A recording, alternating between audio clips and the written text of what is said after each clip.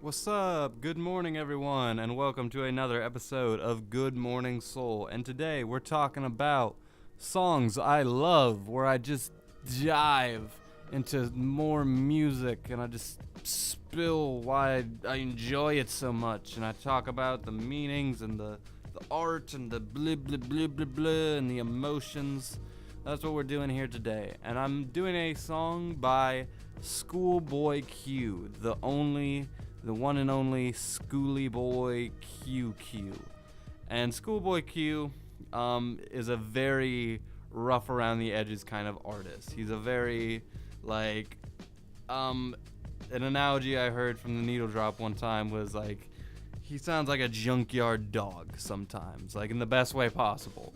And that is a perfect representation of like how his music sounds sometimes. Like he just goes in rough, like deep voice. Like even his like he has like 2 or 3 songs where he like kind of sold out studio, where he's like doing this R&B kind of thing where he's like in the studio trying to get to you, baby. Even that song is fucking gross. Like he is talking about just vagina, how he's gonna put his dick in what and how and etc. And like it's a gross song. Like the lyrics are gross. Like and like the Schoolboy Q and a lot of his songs, even on Collard Greens, like he's talking about gross shit. He's talking about girls like swapping shit and doing this, and it's just like, and it's so great. Like he's such an amazing artist. And on this, for some reason though, with the Blank Face LP, I just like, despite I really liked Oxymoron, for whatever reason, the Blank Face LP just didn't connect with me, and it just kind of like I just didn't listen to it when it came out, and I never got around to it. And then I remember I was driving with Solomon, who some of you guys may know from other videos. Basically he was playing this song and I was like, damn, like where was this song? And he was kind of just like, yeah, you've been sleeping on that album. Like, and I was like, damn, I guess I have been. And this song is basically like, we have this really slick instrumental by who is it, Nez and Rio. These guys do a lot of the Top Dog instrumentals. They do a lot of like other instrumentals for Schoolboy. They did Gangsta, they did Man of the Year, they've did some stuff with ASAP, with Wiz, other Top Dog guys like Absol. They do some stuff, but on this project, Str8 Ballin, like it's like this dun dun dun dun dun dun dun dun. Like it's a very eerie instrumental, but like it's also kind of, it's like a eerie banger, which is how I can describe most of this album. Just very like weird, eerie, atmospheric bangers, which is how I would describe like that part, the instrumental for that one, same thing. But on this project, or this track, it's like the idea is a Schoolboy, he's talking about well, first off, this is like apparently a homage to the classic Tupac song of the same title, Str8 Ballin, and like there's another Tupac reference in there. But basically the idea is Schoolboy's talking about how, you know, he used to live in the ghetto, how he used to be all these things.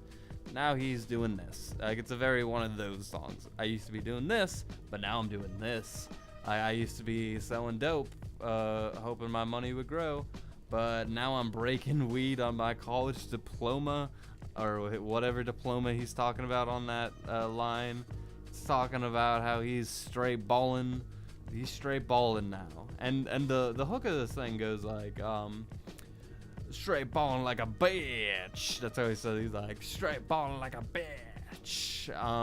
And I don't know why he uses the line bitch. Like I didn't know bitches were like these ballers. I don't know if he's like, and it's not annotated. It's not annotated on Genius, so I don't actually know why he's using that word and not like a more like a gangster word to describe yourself. Like he's saying he's ballin' like a bitch, like 'cause bitches got like money or something. I don't know.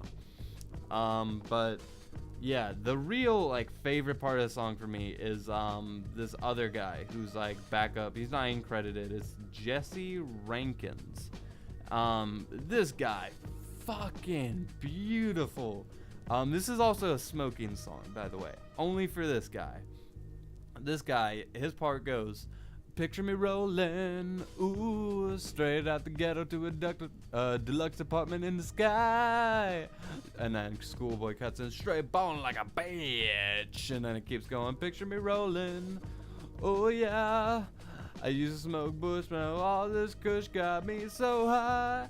Yeah, so high. It's fucking great. I love this guy. I wish there was like a remix to the song with just that guy.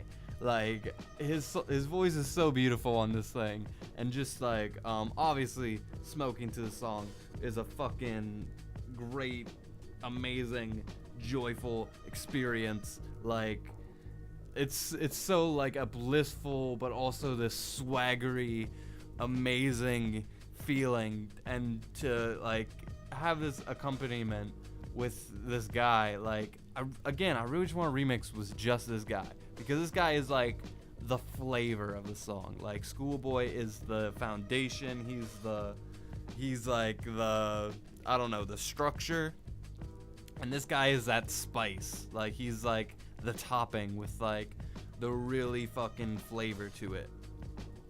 He is great. I come back to the song sometimes just for him. He's that good. I really like his part of the song. And, you know, Schoolboy, he smokes like a motherfucker according to his lyrics. He's like, so much of the lyrics of this song is like him talking about getting high, him talking about, you know, doing this. Talking about more money, more, you know, bigger roof, all these things. Very material song, but very like I'm not against material songs depending on how they're used. Like this is like, for what this is, it is perfect, and I can hear cop cars in the background, and that is perfect for the song I am describing.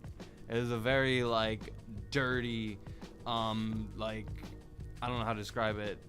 Like it's a very dark, dirty song, but it's so like clean at some points. Like it's so I don't even know how to describe it. I've done like 20 podcasts today, so I'm really kind of losing my voice and mind a little bit. But yeah, I adore this guy's section, and Schoolboy, you know, he really can, like, I don't want to compare him to Kendrick, but if I were to compare him to Kendrick has a weird ability where he's able to construct all these different flows for all these different beats.